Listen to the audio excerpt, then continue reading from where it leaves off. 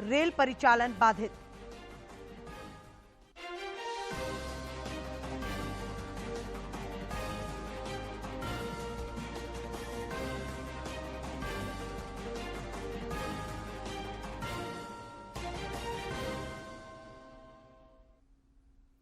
नमस्कार, खबरें झारखंड में आपका स्वागत है। मैं हूं डॉक्टर अशीता आनंद और अब समाचार विस्तार से। मुख्यमंत्री हेमंत सोरेन ने भ्रष्टाचार में संलिप्त 29 लोक सेवकों और अन्य के खिलाफ प्राथमिकी दर्ज कर अनुसंधान करने की अनुमति भ्रष्टाचार निरोधक ब्यूरो को दे दी है। ये पूरा मामला पेयजल एवं स्वच्छता विभाग से जुड़ा है। इसमें कई कनीय अभियंता, सहायक अभियंता, कार्यपालक अभियंता और संवेदकों के खिलाफ अनियमितता के आरोपों को लेकर भ्रष्टाचार निरोधक ब्यूरो द्वारा प्राथमिकी दर्ज कर अनुसंधान किया जाना है। ये मामला धनबाद जिले के गोविंदपुर और निरसा प्रखंड की पंचायतों में वर्ष 2010-11 और 2013-14 में लगाए गए नलकूप और अन्य योजना में अनियमितता से जुड़ा हुआ है। इससे संबंधित शिकायत पर निगरानी विभाग के द्वारा प्राथमिकी दर्ज की गई है। और अब कोविड अपडेट। देश भर में पिछले 24 घंटों के दौरान कोविड के 830 नए मामले सामने आए हैं, जबकि इस दौरान 1771 कोरोना वीरों ने इस महामारी को पराजित कर जिंदगी की जंग जीती है। देश में फिलहाल कोविड के 21,607 मामले सक्रिय हैं और ज्यादातर इलाकों में कोविड संक्रमण के मामलों में लगातार गिरावट देखी जा रही है। इधर झारखंड में पिछले 24 घंटों में कोरोना के कई नए मरीजों की पहचान की गई, जबकि कई मरीज स्वस्थ भी हुए हैं। रांची में इस दौरान कोरोना के कोई भी नया मरीज की पहचान नहीं हुई है, जबकि 2 मरीज स्वस्थ हुए हैं। स्वास्थ्य विभाग के अनुसार रांची में कोविड के 8 मरीज सक्रिय हैं। देश में कोविड के खिलाफ जारी जंग में टीकाकरण अभियान तेज गति से जारी है। केंद्रीय स्वास्थ्य मंत्रालय के ताजा आंकड़ों के अनुसार देश में अब तक 2,19,57,00,000 से अधिक कोविड रोधी टीके लगाए जा चुके हैं।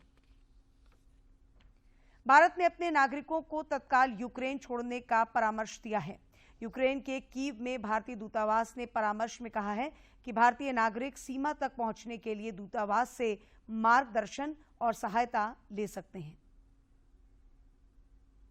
0635917881 और 0678745945 पर संपर्क कर सकते हैं।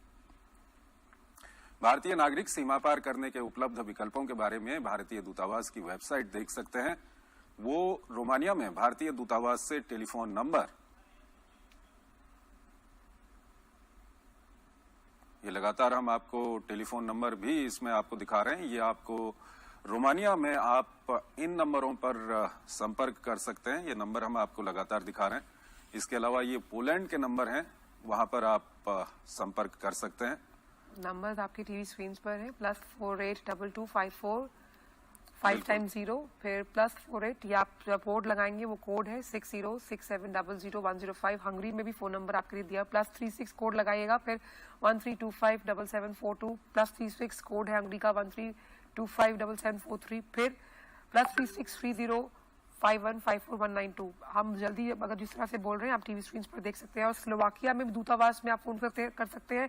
वहां का प्लस जो कोड है, हमारे यहाँ भारत में 91 लगता है, ये +42 कोड है 1252962916, +42 कोड है 1908025212। फिर तीसरा नंबर है +421951697560। और यूक्रेन से बाहर निकलने के लिए अगर आप संपर्क करना चाहते हैं तो तमाम देशों के लिए ये नंबर्स वहां भारतीय दूतावास से जारी किए हैं। कुछ भारतीय नागरिक कीव में भारतीय दूतावास से जारी पहले परामर्श के बाद ही यूक्रेन से निकल चुके हैं। भाजपा विधायक दल के नेता बाबूलाल मरांडी ने मुख्यमंत्री हेमंत सोरेन को पत्र लिखकर जसीडीह जंक्शन का नाम बाबा बैद्यनाथ के नाम पर करने का आग्रह किया है। पत्र में उन्होंने कहा है कि बाबा बैद्यनाथ धाम में हर साल लाखों की संख्या में श्रद्धालु द्वादश ज्योतिर्लिंग के दर्शन पूजन करने के लिए आते हैं। देश विदेश से पहुंचने वाले लाखों श्रद्धालु बाबा बैद्यनाथ के दर्शन के लिए ट्रेन से जसीडीह स्टेशन पर ही उतरते हैं। इसीलिए इसे दोबारा बाबा बैद्यनाथ जंक्शन के नाम से जाना जाए। उन्होंने लिखा है कि साल 1874 से 1884 तक के रेलवे समय सारणी में भी जसीडीह का नाम बैद्यनाथ जंक्शन ही था। वहीं दूसरी ओर देवघर के जसीडीह रेलवे स्टेशन के नाम को बदलने की प्रक्रिया में गोड्डा सांसद निशिकांत दुबे ने ईस्टर्न रेलवे के जीएम अरुण अरोड़ा को एक पत्र लिखा है और इसका हवाला देते हुए ट्वीट किया है। कांग्रेस के नवनिर्वाचित अध्यक्ष मल्लिकार्जुन खड़गे आज नई दिल्ली स्थित कार्यालय में अपना कार्यभार संभाल चुके हैं। मौके पर कांग्रेस की वरिष्ठ नेता सोनिया गांधी समेत पार्टी के कई गणमान्य लोग मौजूद थे।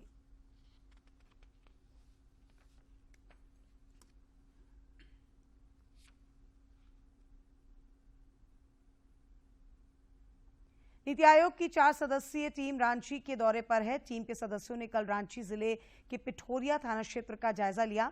इस दौरान टीम के सदस्यों ने किसानों की फसलों और अन्य योजनाओं की जानकारी ली। टीम के सदस्य आज मुख्यमंत्री हेमंत सोरेन के साथ बैठक भी करेंगे। टीम में आयोग के उपाध्यक्ष सुमन कुमार बेरी, वरिष्ठ सलाहकार नीरज सिन्हा, सलाहकार BM त्यागराज और मिशन निदेशक राकेश रंजन शामिल हैं। पूर्वी सिंहभूम जिले के परसुडी थाना क्षेत्र स्थित हाईटेक त्रिपाल और प्लास्टिक बनाने वाली एक फैक्ट्री में अचानक आग लग गई। आगजनी की सूचना मिलते ही गोलमुरी केंद्र से 3, टाटा मोटर्स की 2 और टाटा स्टील की एक दमकल गाड़ी मौके पर पहुंची। काफी मशक्कत के बाद आग पर काबू पाया जा सका।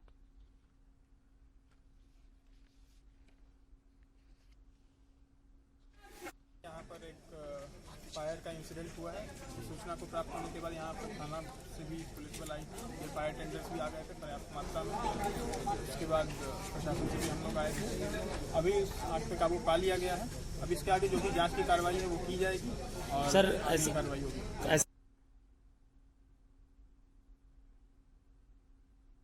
समाचारों का सिलसिला जारी रहेगा, लेकिन इस विराम के बाद।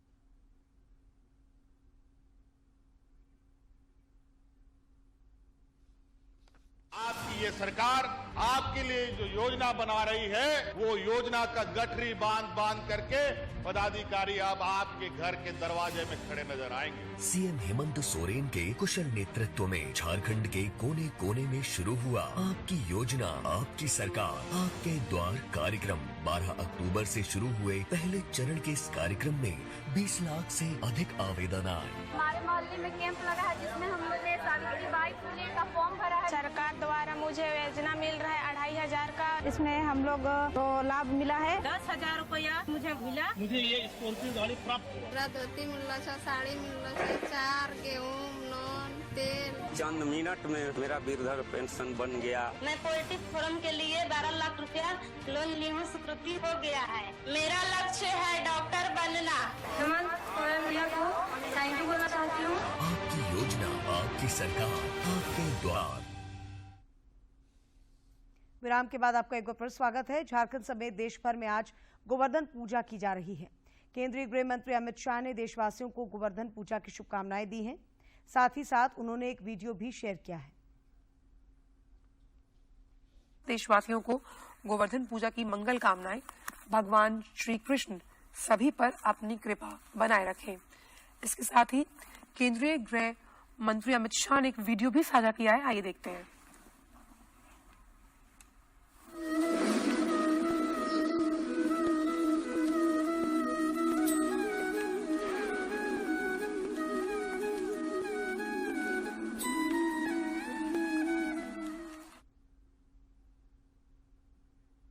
राजधानी रांची समेत राज्य भर में कल भाई दूज और चित्रगुप्त पूजा की जाएगी।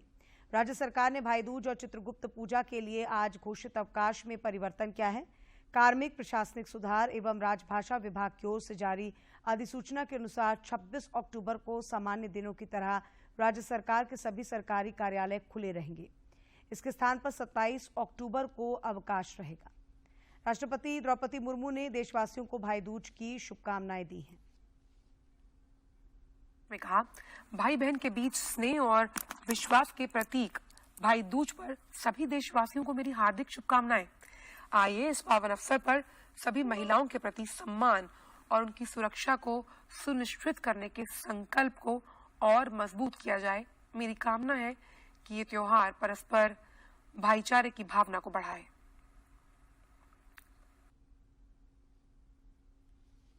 राजधानी रांची के किशोरगंज स्थित काली पूजा स्वागत समिति की ओर से मां काली का भव्य महाआरती का आयोजन किया गया। महाआरती की खास बात यह है कि पिछले कई वर्षों से परंपरा के अनुसार इस वर्ष भी 1100 मातृशक्तियों ने महाआरती में हिस्सा लिया। महाआरती का दृश्य बहुत ही विहंगम होता है। एक साथ 1100 महिलाएं लाल और पीले वस्त्र धारण कर हाथों में आरती की थाल लेकर मां काली की वंदना करती हैं। मंगलगान करती हुई ये महिलाएं परिवार और समाज के लिए माता से आशीर्वाद लेती हैं।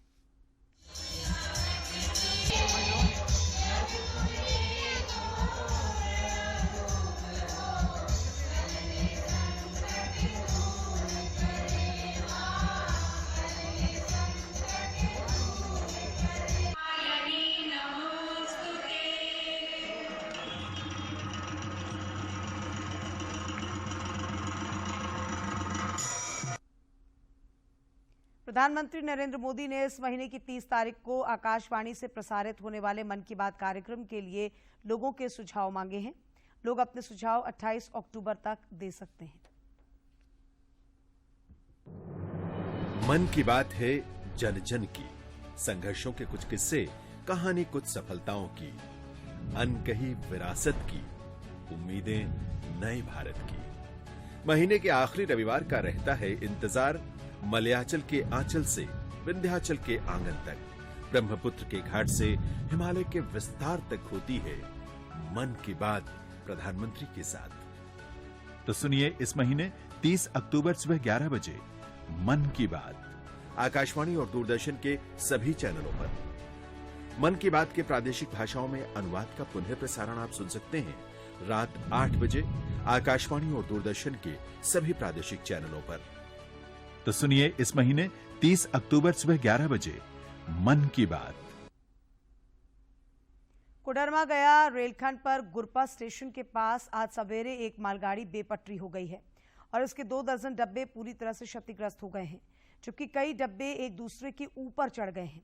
इस घटना के बाद Howrah Delhi main rail line पर रेल परिचालन पूरी तरह से ठप हो गया है। हादसे के कारण रेलवे की ओवरहेड तार भी टूट गई है। धनबाद रेल मंडल से मिली जानकारी के अनुसार मालगाड़ी के 53 डिब्बे बेपटरी हुए हैं।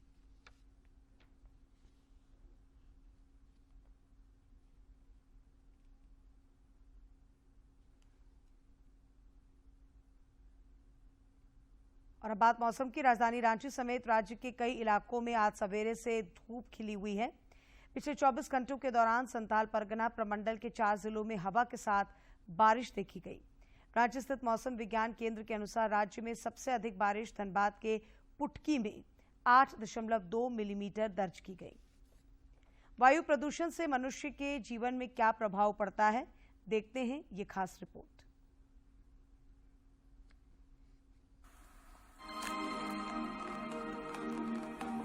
वायु प्रदूषण से श्वसन समस्याओं की संभावना बढ़ती है, लेकिन इसके दुष्प्रभाव यहाँ तक ही सीमित नहीं है। वायु प्रदूषण का असर संपूर्ण स्वास्थ्य पर होता है। वायु प्रदूषण हमारे सभी की सेहत के लिए बहुत हानिकारक है। हेडेक हो सकता है, लाइट हेडेडनेस, नाक के अंदर जलन होना, स्नीजिंग होना, खांसी का होना, गले में जलन होना और सांस की बीमारी होना, सांस लेने में तकलीफ होना, पर्टिकुलरली जिनको COPD, chronic obstructive pulmonary disease है, एस्थमा है, उनको अधिक नुकसान हो सकता है। इसके अलावा जो स्मॉल पार्टिकल्स हैं जिनका की साइज 2.5 माइक्रोन या 1 माइक्रोन से कम है, वो लंग्स के थ्रू हमारे ब्लड में जा सकते हैं, जिससे कि ब्लड की कोगुलेबिलिटी बढ़ जाती है, इन्फ्लेमेशन हो जाती है ब्लड वेसल्स में और हार्ट अटैक और स्ट्रोक होने का खतरा बढ़ जाता है। जो हाई रिस्क ग्रुप है पर्टिकुलरली वो वृद्ध व्यक्ति, छोटे बच्चे, जो डायबिटीज के पेशेंट हैं, जो हार्ट के पेशेंट हैं, कार्डियक पेशेंट्स हैं, स्ट्रोक के पेशेंट्स हैं, जिनको हाई ब्लड प्रेशर है या जिनका इम्यूनिटी कम है और गर्भवती महिलाएं, ऐसे ग्रुप को अधिक ध्यान रखना है क्योंकि इनका जो कॉम्प्लिकेशंस होने का चांसेस अधिक है। वायु प्रदूषण के दुष्प्रभावों को कम करने के लिए कुछ सावधानियां रखनी जरूरी है। सुबह शाम बाहर जाने से बचें जिस समय पोल्यूशन अधिक है।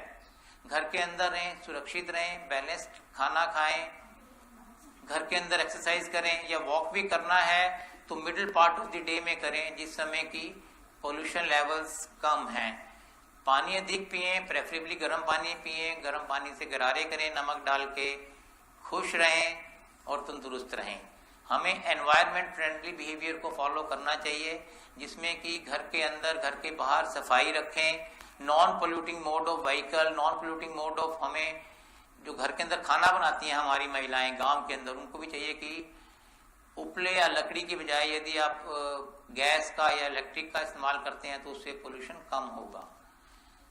Non polluting mode of vehicle जैसे कि साइकिल व इलेक्ट्रिक व्हीकल्स हुए उनका इस्तेमाल करें, पब्लिक ट्रांसपोर्ट का इस्तेमाल करें, कार पूलिंग करें, वृक्ष लगाएं। जरूरी है कि वायु प्रदूषण को कम कर पर्यावरण को स्वच्छ बनाने के उपाय किए जाएं, जिससे सभी का सेहतमंद जीवन संभव हो सके।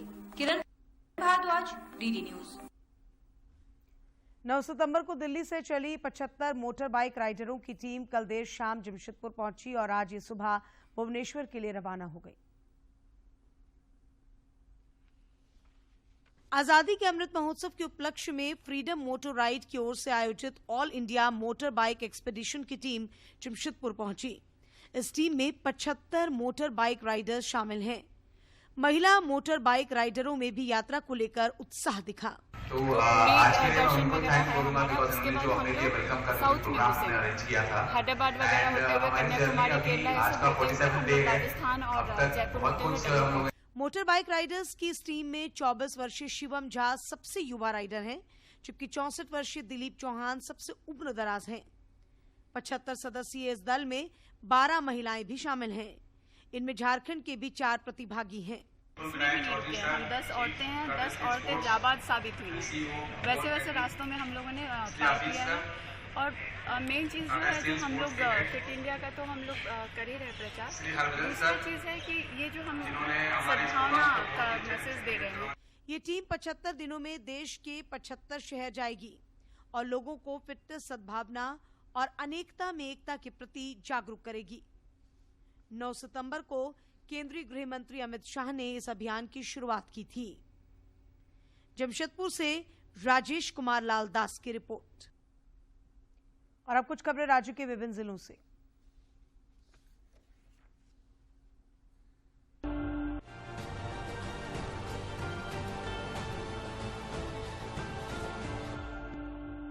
रांची के सांसद संजय सेठ ने नामकुम थाना क्षेत्र के रामपुर बाजार टांड स्थित मां काली पूजा पंडाल का भ्रमण किया। इस दौरान उन्होंने मां काली की आरती, पूजा और महाभोग में हिस्सा लिया। इस दरमियान मौके पर श्री सेठ को मोहल्ले के बच्चों ने टॉय बैंक के लिए बड़ी मात्रा में खिलौने भी प्रदान किए। राजेंद्र आयुर्विज्ञान संस्थान के कार्डियोथोरासिक विभाग में 4 रोगियों के हृदय का सफल ऑपरेशन डॉक्टर राकेश चौधरी के कुशल नेतृत्व में हुआ। प्रथम रोगी चान्हो का रहने वाला 8 माह का अर्पण था, जो सिर्फ 4 किलो का था। बच्चा बार बार निमोनिया से पीड़ित हो रहा था। पलामू जिले के हैदरनगर थाना क्षेत्र के पतरिया गांव में पुरानी रंजिश को लेकर लाठी, टांगी और गंडासा से वार कर एक व्यक्ति को गंभीर रूप से जख्मी कर दिया गया। घायल का इलाज किया जा रहा है। चतरा पुलिस ने वाहन चेकिंग के दौरान 2 अपराधियों को हथियार के साथ गिरफ्तार किया है। गिरफ्तार अपराधियों के पास एक देसी कट्टा, एक गोली और एक चोरी की बाइक बरामद की गई है। पलामू जिले के हैदरनगर थाना क्षेत्र के कबरा कला गांव में एक महिला और उसकी बेटी को डायन बताकर कुछ लोगों ने पिटाई कर दी। इससे महिला गंभीर रूप से घायल हो गई। महिला ने पुलिस प्रशासन से मदद की गुहार लगाई है। पलामू की महापौर अरुणा शंकर ने शहर के कई छठ घाटों का निरीक्षण कर निगम कर्मियों को सफाई का निर्देश दिया। महापौर ने कहा कि छठ हिंदुओं का महापर्व है, इसमें सफाई की बहुत आवश्यकता होती है, इसलिए वो निगम के हर घाट का खुद मॉनिटरिंग कर रही हैं। सिमडेगा जिले के जलडेगा थाना क्षेत्र में 60 वर्षीय एक महिला जिरानी कुंडलना पर डायन का आरोप लगाकर हत्या कर दी गई। इस मामले में 3 आरोपियों जेम्स टोपनो, गैब्रियल कुंडलना और अभिराम टोपनो ने जलडेगा थाने में आत्मसमर्पण कर दिया है। रामगढ़ जिले के बरकाकाना ओपी क्षेत्र के पोचरा में घर में हुई चोरी का पुलिस ने 24 घंटों के अंदर ही खुलासा कर दिया है। इस मामले में शामिल पोचरा निवासी चंदन कुमार साव को चोरी के सामान के साथ पुलिस ने गिरफ्तार कर जेल भेज दिया है। राजधानी रांची में चल रहे अजंता सर्कस के खिलाफ जगन्नाथपुर थाना में मामला दर्ज किया गया है। People for the ethical treatment of animals India की शिकायत पर रांची पुलिस ने सर्कस के खिलाफ छापेमारी कर कई जानवरों को जब्त कर सर्कस के मालिक के खिलाफ एफआईआर दर्ज की है। विदेश से डेंटल मशीन खरीदने के नाम पर रांची में 16 लाख रुपए की ठगी के मामले में रांची के अरगोड़ा थाना क्षेत्र के रहने वाले प्रवीण कुमार ने दिल्ली के एक डेंटल लैब के संचालक के खिलाफ एफआईआर दर्ज कराई है।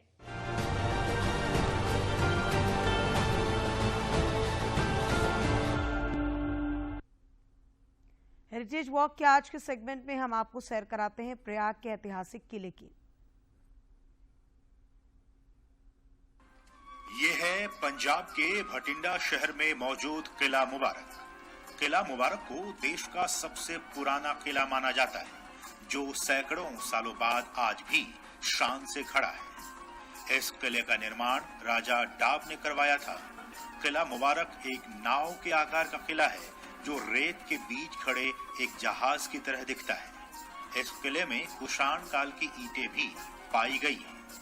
इसे ईंटों से बना सबसे पुराना और ऊंचा किला माना जाता है। यह किला करीब 14 एकड़ में फैला हुआ है। किला मुबारक इस बात के लिए बेहद प्रसिद्ध है कि साल 1239 में महिला शासक रजिया सुल्तान को उनके ही गवर्नर अल्तुनिया ने इस किले में बंदी बना लिया था। इसी वजह से इस किले को रजिया सुल्तान किला भी कहा जाता है। इसके अलावा इसको बटिंडा किला, गोविंद घर, बकराम घर नामों से भी जाना जाता है। किले के अंदर एक गुरुद्वारा भी है, जिसे पटियाला के महाराजा करम सिंह ने बनवाया था। सिखों के गुरु नानक देव और गुरु तेग बहादुर भी इस किले में आ चुके हैं। इनके अलावा श्री गुरु गोविंद सिंह जी भी साल 1705 में किला मुबारक में आए थे, जहां उन्होंने पीर बाबा हाजी रतन से मुलाकात की थी। किला मुबारक को इसके ऐतिहासिक महत्व के लिए भारत में राष्ट्रीय महत्व का स्मारक होने का दर्जा भी हासिल है। हजारों पर्यटक अपने समृद्ध इतिहास के दर्शन करने किला मुबारक आते हैं। Bureau report, DD news. प्रदूषण और जलवायु परिवर्तन से निपटने के लिए ओस्लो शहर पूरे पब्लिक ट्रांसपोर्ट को इलेक्ट्रिक में तब्दील करने जा रहा है। देखिए ये खास रिपोर्ट।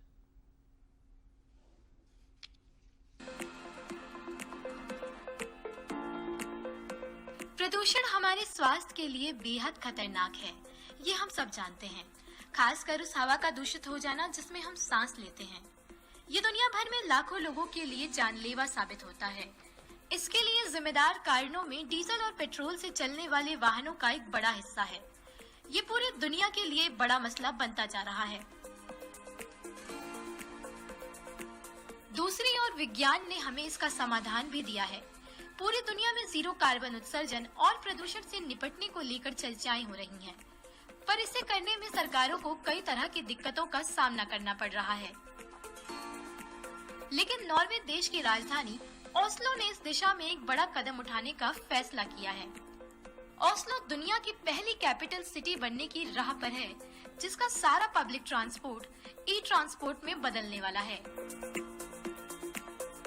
जैसे इलेक्ट्रिक बसें, ई फेरीज और ई बाइक। To cut emissions, हम ये सब उत्सर्जन और शोर को कम करने के साथ ही हवा को स्वच्छ बनाने के लिए कर रहे हैं, ताकि इस शहर को सभी के लिए बेहतर बनाया जा सके। ओस्लो ने साल 2023 के अंत तक अपने पूरे पब्लिक ट्रांसपोर्ट को इलेक्ट्रिक आधारित बनाने का बड़ा लक्ष्य रखा है, जिसके तहत ओस्लो ने 450 डीजल पेट्रोल से चलने वाली बसों की जगह अब इलेक्ट्रॉनिक बसों का इस्तेमाल करना शुरू कर दिया है। साथ ही ओस्लो 2030 तक दुनिया का पहला जीरो कार्बन एमिशन वाला शहर बनने की रेस में सबसे आगे है। Bureau report, DD news.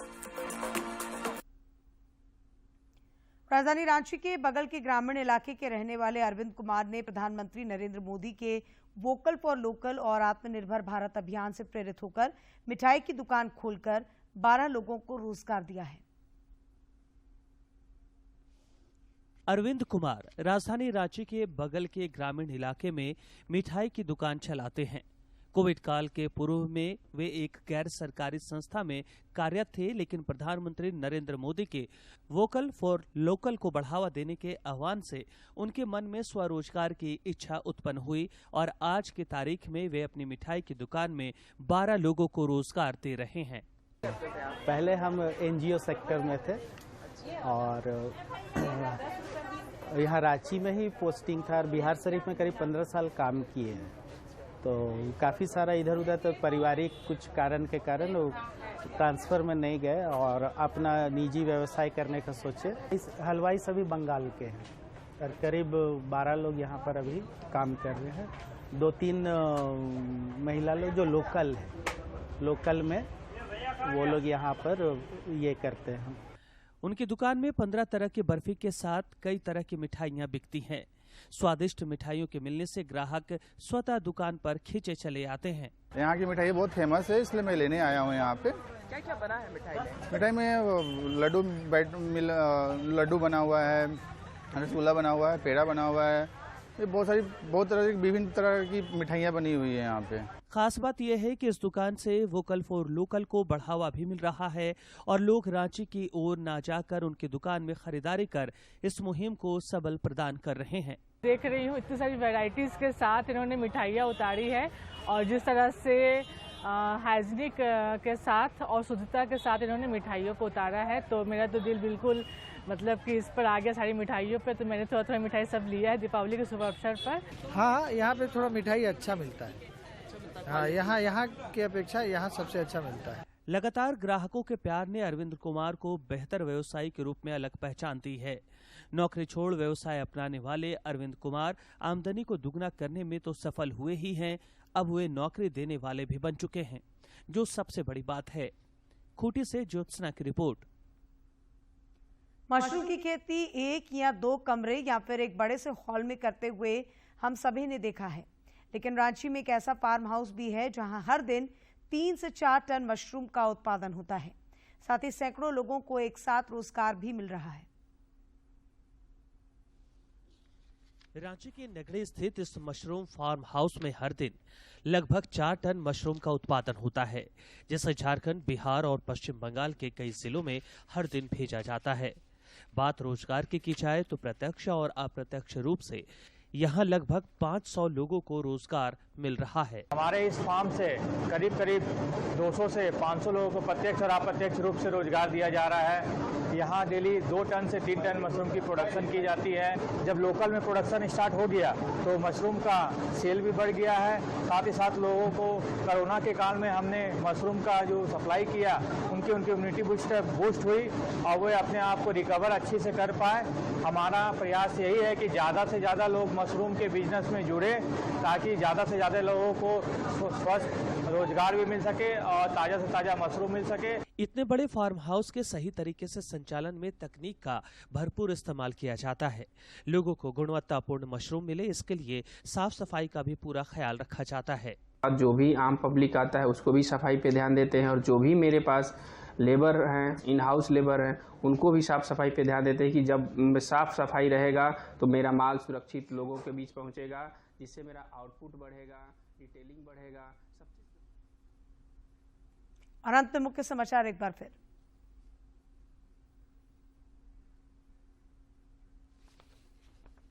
मुख्यमंत्री हेमंत सोरेन ने अनियमितता बरतने के आरोप में 29 लोक सेवकों और अन्य आरोपियों के खिलाफ प्राथमिकी दर्ज करने और जांच की दी अनुमति। भाजपा विधायक दल के नेता बाबूलाल मरांडी ने मुख्यमंत्री को लिखा पत्र, जसीडीह जंक्शन का नाम बाबा बैद्यनाथ के नाम पर करने का किया आग्रह। नीति आयोग की 4 सदस्यीय टीम ने रांची के पिठोरिया का किया दौरा, कई योजनाओं का लिया जायजा, मुख्यमंत्री के साथ भी होगी बैठक। और कोडरमा गया रेलखंड पर गुरपा स्टेशन पर आज सवेरे एक मालगाड़ी हुई बेपटरी, 2 दर्जन डब्बे पूरी तरह से क्षतिग्रस्त, रेल परिचालन बाधित।